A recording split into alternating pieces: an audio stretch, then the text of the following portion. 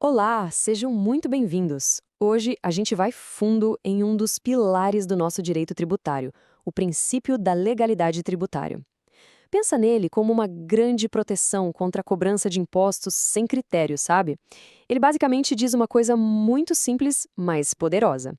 Na hora de cobrar tributo, o poder do Estado tem limite.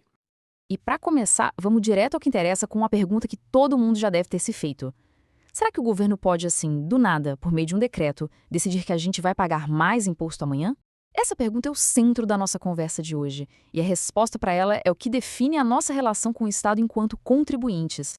E a resposta para essa pergunta, na grande maioria das vezes, é um sonoro não. E o motivo tem nome e sobrenome: princípio da legalidade tributária. Ele é como um escudo mesmo, uma garantia que está na Constituição e que dá para a gente previsibilidade e justiça. Ele garante que as regras do jogo fiscal sejam claras, públicas e, o mais importante, decididas pelos nossos representantes eleitos. Então, nos próximos minutos, a gente vai explorar exatamente como esse escudo funciona, tá? Vamos ver qual é a base dele na Constituição, quais são as exceções importantes, que na verdade até confirmam a regra, como os tribunais aplicam isso em casos reais e, no final, por que tudo isso é tão importante para a nossa vida. Ok, vamos mergulhar nisso. Para a gente entender a força desse princípio, a gente tem que ir direto na fonte, na nossa lei maior, a Constituição Federal. É lá que essa regra de ouro está escrita, com todas as letras. E olha só o que diz o texto, é bem claro. O artigo 150, inciso 1º da Constituição, proíbe a União, os Estados, o Distrito Federal e os municípios de fazer exatamente isso, exigir ou aumentar qualquer tributo que não tenha sido criado antes por uma lei. Ou seja, nada de surpresas fiscais ou de decisões de última hora por uma canetada. E um ponto-chave aqui é o tipo de lei que precisa existir. Como regra geral, tem que ser uma lei ordinária. O que isso significa? Significa que a proposta tem que passar por todo um debate e votação no Poder Legislativo, lá na Câmara dos Deputados e no Senado.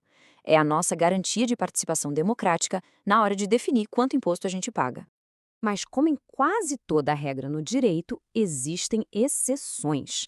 A própria Constituição, que criou essa proteção toda, também pensou em situações bem específicas em que o caminho para mudar um tributo pode ser diferente. Vamos ver agora como isso funciona. Basicamente, a gente tem duas categorias de exceções. De um lado, para alguns tributos com um impacto muito grande, a Constituição exige um caminho ainda mais difícil que o normal, a chamada lei complementar. Do outro lado, para impostos que precisam de agilidade para regular a economia, ela permite uma via mais rápida, direto pelo Poder Executivo. Esse quadro aqui ajuda a gente a visualizar, olha só.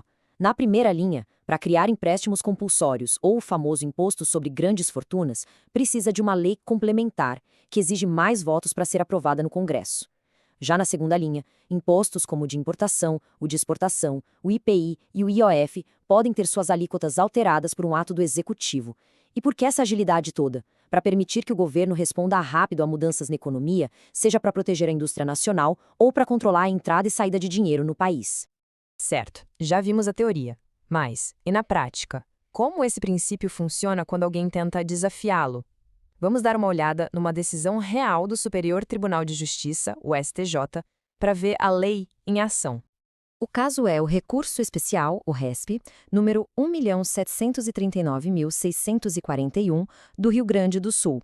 A pergunta central era a seguinte: o governo pode definir as regras para parcelar uma dívida de imposto usando normas inferiores como portarias ou decretos, ou essas regras também precisam estar numa lei? E a decisão do tribunal, olha, foi um reforço e tanto para esse princípio. O STJ entendeu que, mesmo não sendo a criação de um imposto novo, as condições de pagamento, como um parcelamento, afetam diretamente a vida do contribuinte e, por isso, também precisam obedecer à legalidade. Ou seja, os requisitos têm que estar na lei e não no ato de hierarquia menor. Isso mostra o quanto essa proteção é ampla e forte. E agora a gente chega no ponto crucial. Depois de toda essa conversa mais técnica, por que, afinal de contas, o princípio da legalidade tributária é tão importante? Qual é o impacto real disso no nosso dia a dia? Bom, em essência, esse princípio nos dá previsibilidade para a gente poder planejar as finanças.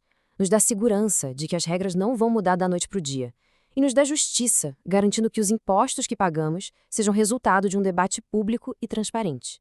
Resumindo, é a nossa principal defesa contra decisões arbitrárias do poder.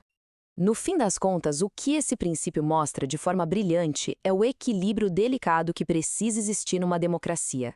De um lado, a gente sabe que o Estado precisa de dinheiro para funcionar, para oferecer serviços. Do outro, nós, cidadãos, precisamos ter nossos direitos e nosso patrimônio protegidos. A legalidade é a balança que mantém esses dois lados em harmonia. E, para a gente fechar, fica aqui uma reflexão. O princípio da legalidade não age sozinho, ele faz parte de todo um sistema de proteções. Então fica a pergunta no ar: que outras garantias que estão lá na Constituição também servem de escudo para o contribuinte? Pensar sobre isso já é um grande exercício de cidadania.